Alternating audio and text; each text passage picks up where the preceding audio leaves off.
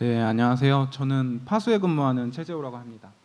시간대가 또 시간대이다 보니까 많이 좀 피곤해 보이시기도 하고, 집중력도 많이 떨어지시는 것 같기도 하고. 사실 이 섹션에 대한 어떠한 그 요청이 있을 때 어떤 걸 설명드리는 게 좋을까라는 고민을 좀 많이 했어요. 근데 제가 이런 행사를 많이 다니다 보니까 사실 어려운 내용은 어렵더라고요. 그러다 보니까 좀 정리가 되지 않았어요.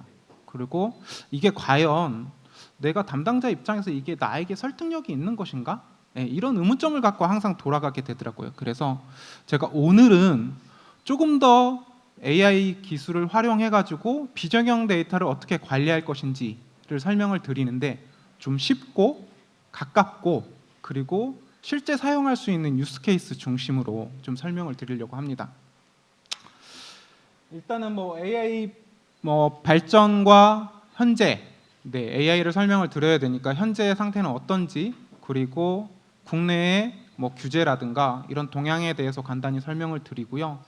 아마 그래서 우리가 AI 기술로 뭘 할 수 있어? 라는 질문을 했을 때 드릴 수 있는 답변을 세 번째에 말씀을 드릴 수 있을 것 같습니다. 그러면 지금부터 좀 말씀을 드리도록 하겠습니다. 일단 AI 시대의 시작이라고 얘기를 합니다. 지금은. 그리고 AI 서비스는 아주 많이 활용되어지고 있죠.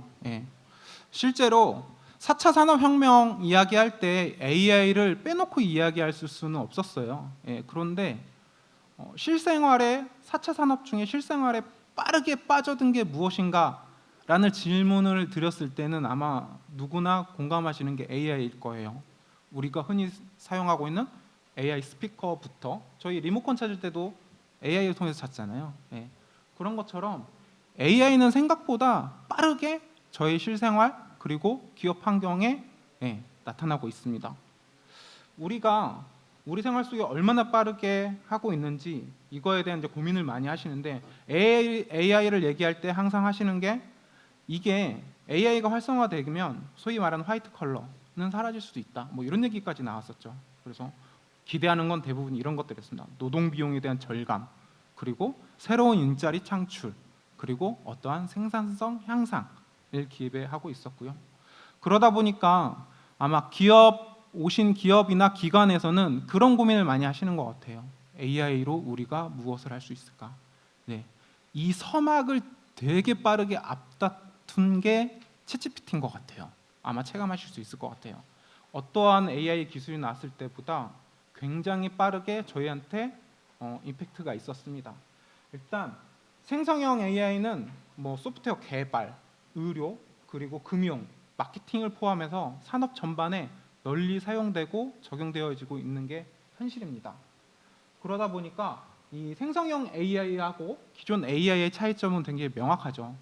기존에는 어찌됐든 딥러닝, 머신러닝 기반의 어떤 데이터를 보고 분석하는 거가 기존에였다면 이 생성형 AI는 비교하는 거죠. 결국 비교하는 겁니다. 그리고 앞서 좀 전에 말씀드린 것처럼 이 비정형 데이터를 얘기 안 할 수가 없거든요. 왜냐하면 인류가 생산하는 데이터의 80% 이상이 비정형 데이터로 보통 얘기를 하고요. 그리고 정형 데이터는 비교적 잘 관리하고 있다라는 게 모두에 공감되는 사실입니다. 하지만 비정형 데이터는 사실 좀 어려워요. 왜냐하면 말 그대로 비정형 데이터는 어떤 구조가 없습니다. 그냥 저희가 흔히 알고 있는 정형된 것 빼고는 모두 다 비정형이죠. 그럼 이 비정형 데이터를 저희가 이제 고민을 해야 되는데 생산성을 가속화시킨다고 했는데 이런 챗GPT가 생산하는 것도 결국에는 비정형 데이터 되거든요. 왜냐하면 사용자가 입력하는 프롬프트 기반의 어떤 텍스트를 만들거나 이미지를 만들거나 아니면 미디어를 만들거나 이런 활동을 합니다. 그래서 저희가 AI 시대를 AI 시대를 시작하는 중요한 역할이 아마 이러한 AI 기반의 서비스가 되지 않을까라는 생각이 되어집니다. 기존에는 패턴을 학습하고 비교하만 했지만 챗GPT 같은 경우는 추론적 결과도 제공을 하죠. 요즘 가장 문제가 되고 있는 추론적 결과를 제공합니다. 그러다 보니까 어떤 의사결정이나 이런 것들에 있어서 결코 가벼운 문제가 되지는 않아요. 네. 그런데 이 AI가 필요한 거에 대해서는 모두 다 공감을 하고 계세요. 네. 왜냐하면 사실은 타이밍도 좋았습니다. 팬데믹도 있었고요. 그러니까 코로나 이후에 비대면이죠. 비대면이 활성화되면서 뭔가 디지털 전환이 엄청 가속화되었어요. 뭐 디지털 트윈, 지금은 뭐 AI 트윈, 뭐 이런 얘기까지 나올 정도로 점점 가속화되고 중요성이 점점 높아지고 있어요. 그래서 산업 전반에 거쳐서 AI 기술을 적극적으로 활용할 거라고 모두 다 얘기를 하고 있어요. 저희가 21년도인가 22년도에 비록 조금 됐지만 KDI에서 조사했을 때 보면 AI로 경영 성과를 내는 게 도움이 될 것이다 라고 대답했던 게 70%가 넘었어요. 네. 하지만 그와 반면에 또 이런 문제가 있어요. 뭐냐면 AI가 좋은데 AI는 보안과 뛸 수가 없거든요. 네. 내재화가 어렵습니다. 왜냐면 AI를 원활하게 쓰려면 뭐 여러 가지들이 필요한데 일단 사람 제일 중요하고요. 그 다음에 프로세스 그리고 기술 이 모든 것들이 필요합니다. 왜냐하면 이거 하나 빠지면 이게 진행이 될 수가 없어요. AI 기술자, AI 기술자도 반드시 필요하고요. 그리고 AI 처리할 때 어떠한 프로세스로 가져갈 건지 이게 기업의 뭐 예산이나 의지로 그냥 뭐 소위 말하는 하라면 해야지 이렇게 해서 진행할 수 있는 부분이 아니거든요. 그러다 보니까 AI 내재화하는 거에 대한 기업들의 많은 어려움이 있습니다. 그러면 이제 이런 고민들을 좀 하세요. 뭐냐면 앞에서 얘기했던 것처럼 챗GPT가 뭐 경영 성과를 낼 수도 있고 사람이 하지 못했던 판단을 할 수 있고 그리고 내가 기존에 경험하지 못했던 것들에 대한 어떤 추론을 제공하기 때문에 좋은 도구가 될 수 있지 않냐라고 많이 얘기를 하시는데 그걸 하면서 고민하는 게 그러면 이게 참 사람이 간사한 게 남의 정보는 알고 싶은데 나의 정보는 주고 싶지 않은 게 사람이거든요. 그래서 우리 기존의 난리지 시스템들이 얼마나 많이 실패했는지를 알 수가 있잖아요. 근데 여기서도 똑같은 문제가 좀 생기고 있어요. 뭐냐면 이런 생성형 AI를 맹신할 수 없다는 게 가장 큰 문제들이 있어요. 그래서 기업들이 지금은 필요하다는 건 알고 있지만 어떻게 도입할까? 좀 너무 어려운 거 아닌가? 이런 좀 고민들을 많이 하고 계세요. 근데 좀 가벼운 사례부터 좀 말씀을 드리면 생각보다 저희들 뭐 B2C의 한정일 수도 있겠지만 생각보다 AI를 활용한 기술은 저희 주변에 가까이 와 있습니다. 이미 되게 많이 와 있죠. 예. 그래서 뭐 여기도 나와 있지만 심지어 동네 슈퍼에 그 뭐라 하죠? 재고 관리까지 필요해서 이런 패턴을 학습을 시켜서 예를 들면 월요일에는 뭐가 더 많이 팔린다. 그러니까 이게 전주 금요일쯤에는 발주가 되어야 된다. 예, 이러한 점주에게 의사결정을 하는 것까지 이미 AI가 하고 있습니다. 네. 그리고 저희들이 많이 이용하는 어떤 비대면 서비스들이 있죠. 예, CS 업무라든가 이런 것들도 당연히 그렇고 저희들도 지금 뭐 금융권에 전화를 해도 당연히 이제 사람이 받는 것보다 기계가 더 받는 게 많고 음성 인식을 하고 이런 모든 것들이 결과적으로는 뭐 딥러닝, 머신러닝, AI 이제 기술이 가능하기 때문에 가능한 거거든요. 물론 이것들이 기술만 있었냐? 아시겠지만 이 AI 기술은 뭐 정립되어진 지는 한참 되었습니다. 한참 되었죠. 그게 이제 기술이 돼서 사용할 수 있는 거지 예전에 3, 40년 전에 AI에 대한 어떤 고민을 했을 때 학습이나 이런 것들과 지금은 크게 다르지 않다고 하더라고요. 단지 아까 말씀드렸던 것처럼 내재화하기 위해서 인프라가 그리고 좋은 사람들이 발생이 되었고 이걸 어떻게 활용할지 AI 프로세스 이런 것들이 정립이 되었기 때문에 쓸 수 있다고 합니다. 그래서 AI를 활용한 기업들의 사례는 생각보다 많이 있어요. 아까 말씀드린 것처럼 저희들이 실생활에 가장 체감하는 게 저는 이거더라고요. 어떤 거냐면 보험금 자동 청구. 이거 채 10년이 안 됐습니다. 저희 예전에 잘 생각해 보면 실손보험 청구할 때요, 다 손을 출력해서 손으로 쓰셔야 됐고요, 사인까지 해가지고 제출하셔야 됐어요. 그렇죠. 하지만 지금은 사진만 찍어서 보내면 다 합니다. 그걸 누가 하기 때문에 사람이 하지 않습니다. 이제 그런 것들은 기계가 합니다. 그러기 때문에 이게 좀 더 빠른 생산성이 이루어지는 거거든요. 그러면 이건 생각보다 가까운 AI라고 했는데, 그러면 기업들이 하는 고민들은 또 없을까라는 생각을 해보면 기업들도 많은 고민을 해요. 결과적으로 B2C에 한정해서는 큰 체감을 하고 계시는데 내부 업무를 활용할 때 어떤 방법이 있을까, 이거에 대한 생각을 많이 하고 계시죠. 그래서 사실 AI는 사람보다 빠르게 처리할 수 있고 어떠한 정형화를 하면 돼요. 그냥 템플릿화 되어 있는 것들에 적용했을 때 가장 크게 효과를 볼 수가 있습니다.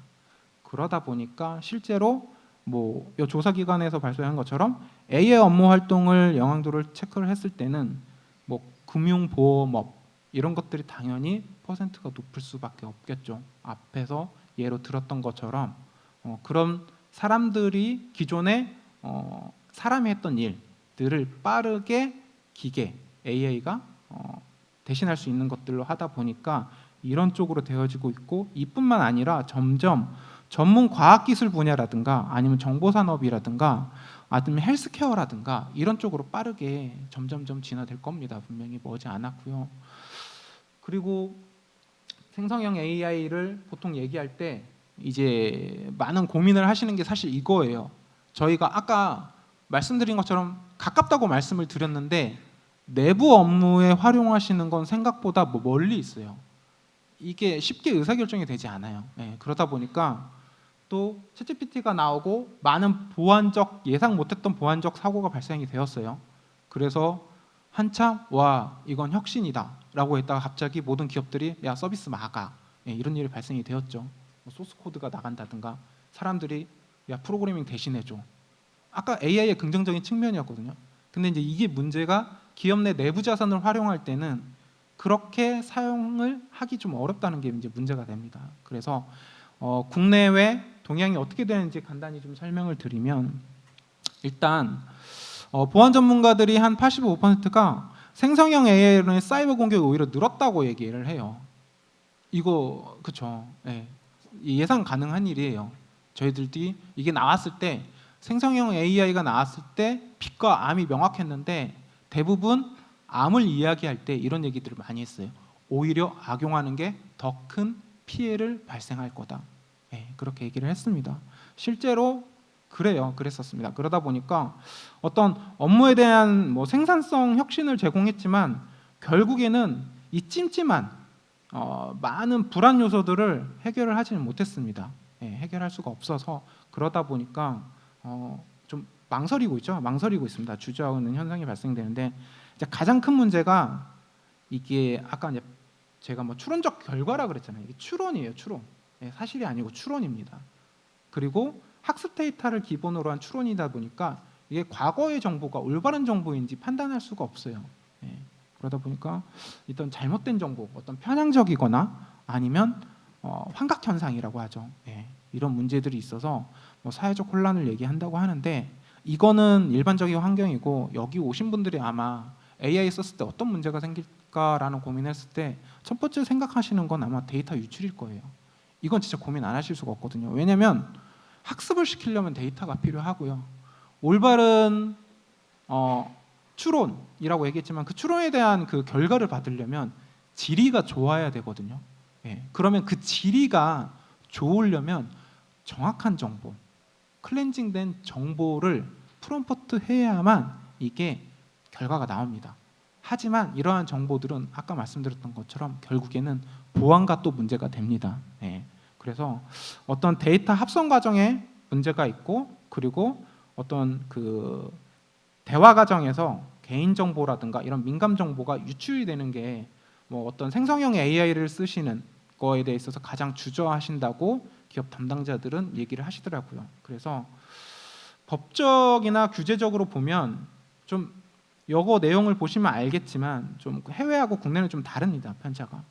해외 같은 경우 유럽은 좀 규제가 좀 잘 돼 있어요. 이런 규제가 잘 돼 있어요. 그러다 보니까 유럽 같은 경우에는 아예 여기 나와 있지만 세계 최초의 규제 프레임워크 인공지능 법 제정까지 했고요. 그리고 모델을 공개하기 전에 안전 점검, 데이터 거버넌스 조치 및 위험 완화 조치를 해야 된다. 굉장히 디테일하게 터치를 하고 있습니다. 예, 그와 반면에 미국은 사실 기술지향주의적이죠. 예, 그러다 보니까 미국 같은 경우는 그냥 뭐 여기 나와 있는 것처럼 뭔가 취약점 정도, 예, 어떤 문제점이 있는지, 왜냐하면 거기는 스타트업의 나라잖아요, 그렇죠? 뭔가 하는 거에 있어서 굉장히 좀 여유롭습니다. 그러다 보니까 그런 게 좀 풀어져 있고요.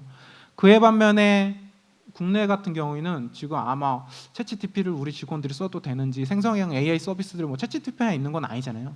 많은 생성형 AI 서비스들이 있는데, 특화되어 있는 것들이 있는데 이걸 우리가 써도 되는지에 대한 고민이 많이 있으실 텐데, 국정원의 가이드라인은 사실 나와 있는데 이게 나왔다고 말씀드리기도 애매해요. 뭐냐면 뭐 사실 전 세계에 일본 뭐 금융, 공공 이렇게 망분리가 잘 돼 있는 나라도 사실 드물잖아요. 되게 한국 특화적인 건데, 그러다 보니까 이걸 또 내부망, 외부망으로 구분하셨더라고요. 예, 그래서 내부망, 가급적 결과적으로 얘기할 때는 가급적 내부망에 써라인 거고, 예, 외부망에 썼을 때는 주의해라. 이 정도. 좀 애매모호한 게 현재 가이드라인이고, 이거는 좀 더 저희 뭐 국내외도 있지만 국내 기업들이 그 LLM이라든가 생성형 AI 서비스를 가속화시키고, 그리고 기업 내 특화 서비스, 기업이 이용할 수 있는 서비스로 점점 발전을 하면 이런 가이드라인은 분명히 변할 거라고 생각이 되어집니다.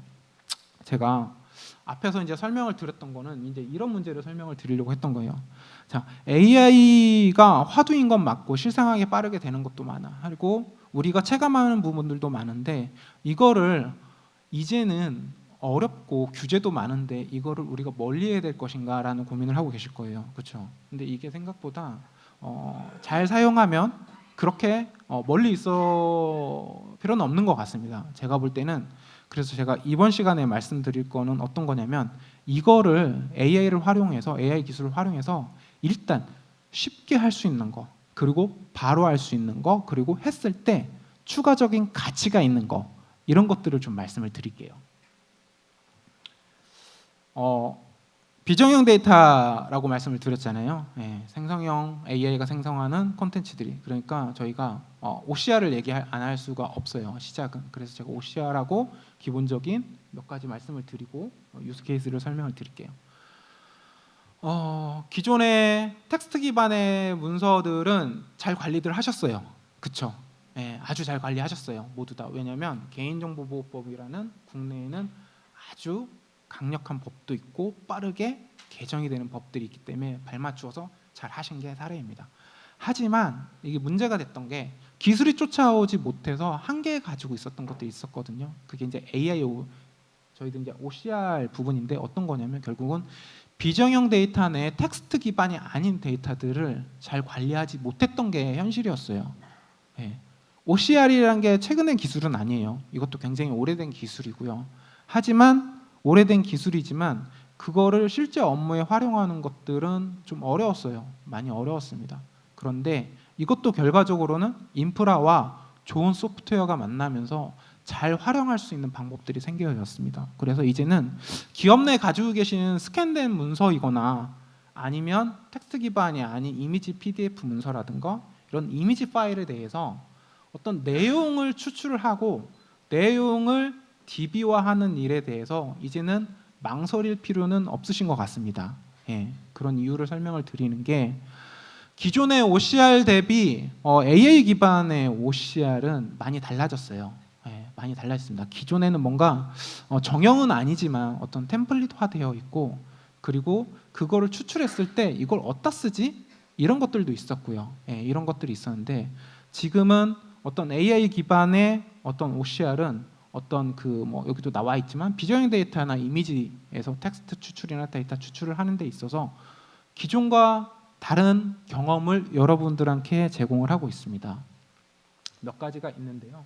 그거들에 대한 뭐 간단한 설명을 좀 드리자면, 일단은 데이터를 추출하는 방법 자체가, 기존의 OCR은 뭐 되게 깐깐했어요. 예, 뭐 200 dpi 이상이고 폰트는 뭐 12 이상이고 뭐 이런 것들이 있었어요. 그리고 언어는 어떻고 저떻고.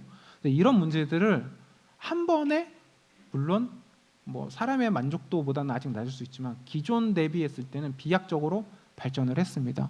그렇기 때문에 제가 생각할 때는 잘 관리하고 있지 못한 비정형 데이터들을 AI 기반으로 한번 관리하시는데 AI OCR을 한번 사용을 해보세요.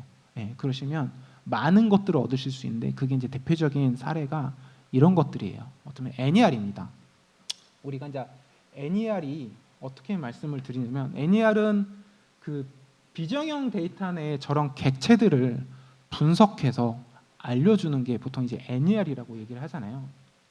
이게 인공지방 기반의 이제 NER 기술이다 보니까 비정형 데이터의 객체 인식을 기반으로 해서 개인 정보나 기밀 정보를 탐지해서 알려줄 수가 있습니다. 기존의 OCR은 어떻게 했냐면 요거를 데이터를 추출해서 그냥 텍스트화를 했었어요. 그리고 문맥의 흐름과 상관없이 추출을 했었습니다. 그렇죠? 하지만 AI 기술 기반의 OCR 제품들은 문맥에 대한 이해도가 굉장히 높습니다. 이게 이제 일부 이제 기산인데 여기 나와 있는 것처럼 뭐 대한 쿨룩셉스키 21세, 해리케인 22세 이런 것들이 있잖아요. 여기서 기존의 텍스트를 추출하고 패턴 매칭으로 했을 때 대한 쿨룩셉스키가 사람인지 알 수 있었을까요? 없어요. 그렇죠?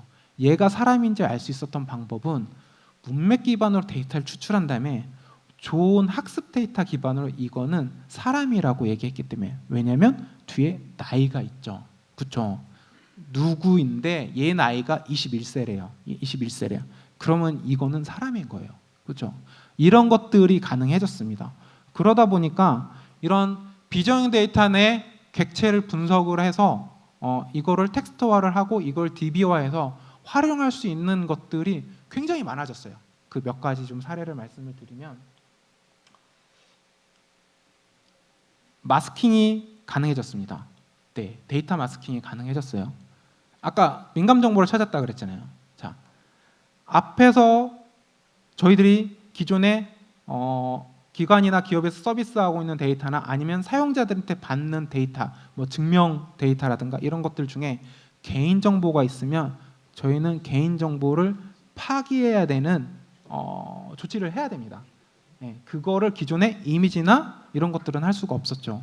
근데 이게 가능한 이유가 아까 말씀드린 것처럼 문맥을 이해할 수 있기 때문에 가능하기 때문에 이런 것들이 가능해요.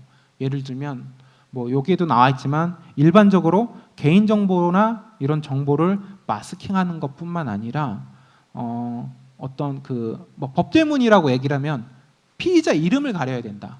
그렇죠? 그러면 대부분 다 이런 것들 뭐 사건일을 가려야 된다. 계약서에 계약일을 가려야 된다. 그리고 계약서에 들어있는 뭐 상호명을 가려야 된다. 이런 것들을 할 때 이용하실 수가 있어요. 왜냐하면 계약서에 들어가 있을 때 그 날짜는 패턴 기반으로 했을 때는 모두 다 찾는 방법도 있긴 하지만 그걸 학습된 데이터 내에선 이게 계약서의 어느 문맥 안에 들어갔을 때 이게 계약일이구나 이런 것들이 알 수가 가능합니다. 그래서 우리가 데이터 마스킹을 기존에 그냥 개인정보 패턴 매칭의 한계로 인해 가지고 찾아서 마스킹하는 거에서 끝나지 않고 좀 더 고급진 방법을 하실 수가 있고요. 그리고 이제 두 번째는 안전하게 AI 서비스를 이용하는 방법입니다. 그렇죠? 지금 생성형 AI 서비스가 기하급수적으로 늘어나고 있고 이거 점검하는 거 어렵지 않습니다. 예, 매우 어렵습니다. 예, 이게 올바른 서비스인지 이게 사용자를 해킹의 의도의 목적을 가지고 있는지 사용자를 통제하고 리스토어하는 건 굉장히 어렵습니다. 그렇죠? 그러다 보니까 올바른 생성형 AI 서비스를 사용하기 위한 어떤 특화된 서비스를 이용을 해야 됩니다. 그래서 AI 뭐 저희가 이제 얘기하는 AI DLP라는 제품인데요. 이 제품을 통해 가지고 사용자들이 그 기관 내에서 허용한 AI 서비스만 이용할 수 있게 하고요.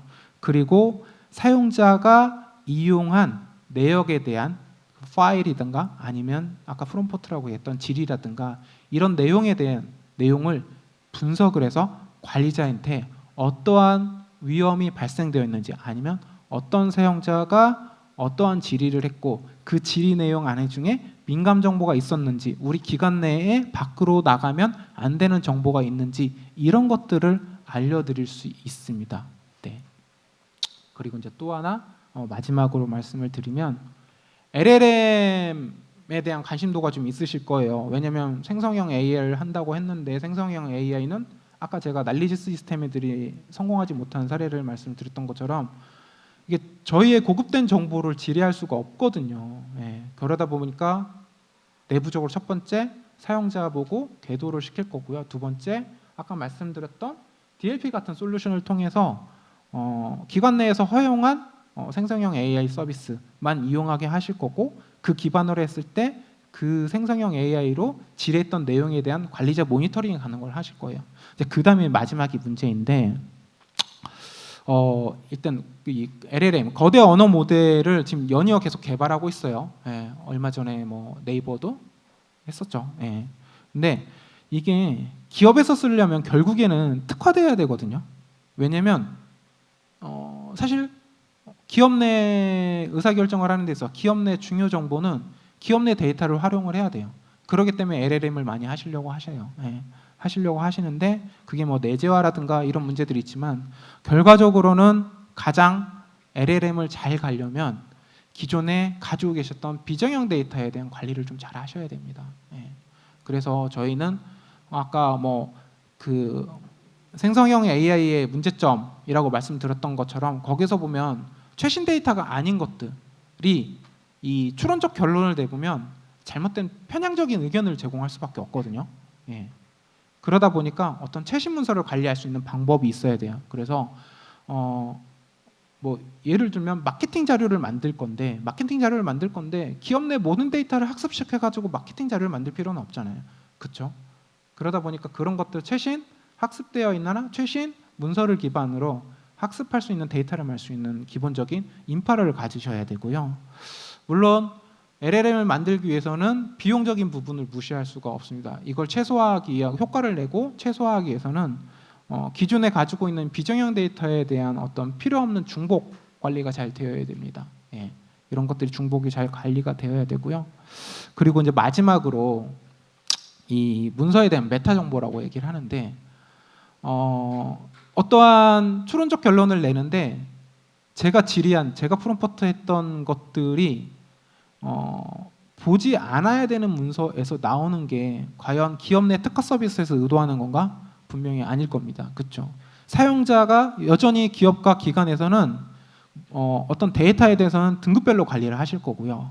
일반 사용자가 접근할 수 없는 내용이 있을 겁니다. 그렇죠? 그렇기 때문에 LLM을 만드실 때도 무조건적인 기업 내 모든 데이터를 학습을 해서 그거에 대한 뭐 어떤 생성형 AI 데이터 학습셋을 만드는 게 아니라 결과적으로 지리한 사람이 이 데이터를 접근할 수 있는지 ACL이 있는지 이런 것까지 같이 판단할 수 있는 근거가 있거든요. 그래서 이러한 모델을 가질 수 있는 것들을 준비를 한 다음에 본격적으로 LLM을 구축하시는 게 좋지 않을까라고 생각이 되어집니다. 그래서 마지막으로 정리를 좀 해드리면 결과적으로 AI 서비스는 생각보다 멀지 않은 것 같고 기업 내 환경에 빠르게 침투할 것 같습니다. 그럼 저희는 이제 어떻게 활용을 해야 되냐면 좀 더 안전하고 좀 고급스럽고 그리고 최종적으로는 AI스럽게 써야 됩니다. 그렇기 때문에 이런 방법들을 좀 설명을 드릴 거고요. 그러다 보니까 저희들도 이런 고민을 뭐 기업 고객들이 대부분 고민을 하시죠. 그러다 보니까 저희들도 이걸 발맞춰서 어떤 비정형 데이터에 대한 아까 문맥 기반으로 해서 데이터를 찾고 마스킹할 수 있는 솔루션이라든가 아니면 뭐 많은 생성형 AI 서비스를 통해서 사용자 또는 역할 기반으로 해서 이용할 수 있게 또 이용하지 못하게 하고 나면 또는 이용하고 난 다음에 어떠한 내용을 질의했는지 이런 걸 모니터링할 수 있는 제품이라든가 마지막으로 기업들이 요즘에 관심을 갖고 있는 LLM 효과적인 기업 내 특화된 LLM을 구축하기 위해서 기존의 학습 데이터를 어떻게 수집하고 어떤 데이터가 좋은지 이런 것들을 모을 수 있는 이런 제품과 서비스들을 준비를 했습니다. 네, 제가 이제 말씀드린 건 여기까지고요. 네, 결과적으로 AI를 너무 멀게 생각하지는 마시고요. 그러니까 뭐 뭐 아까 말씀드렸던 뭐 민감 정보 찾는 솔루션이라든가 이런 거를 한번 도입을 해보셔서 차근차근 데이터를 쌓아 가시면서 나중에 좀 큰 결실을 얻으실 수 있으면 AI를 좀 더 기업 내 빠르게 도입하실 수 있지 않을까 싶어요. 왜냐하면 지금은 어떻게 해야 되지가 너무 어려워요. 아까 말씀드린 것처럼 AI는 좋게 쓸 거라는 건 70% 대답인데 AI를 도입을 할 거다라는 대답은 30%도 안 나왔어요. 그러니까 막연하게 무서운 거예요. 그러다 보니까 조금 이렇게 실생활에 실 업무에 바로바로 쓸 수 있는 서비스를 이용해 보시는 게 좋지 않을까라는 생각이 되어집니다. 네, 감사합니다.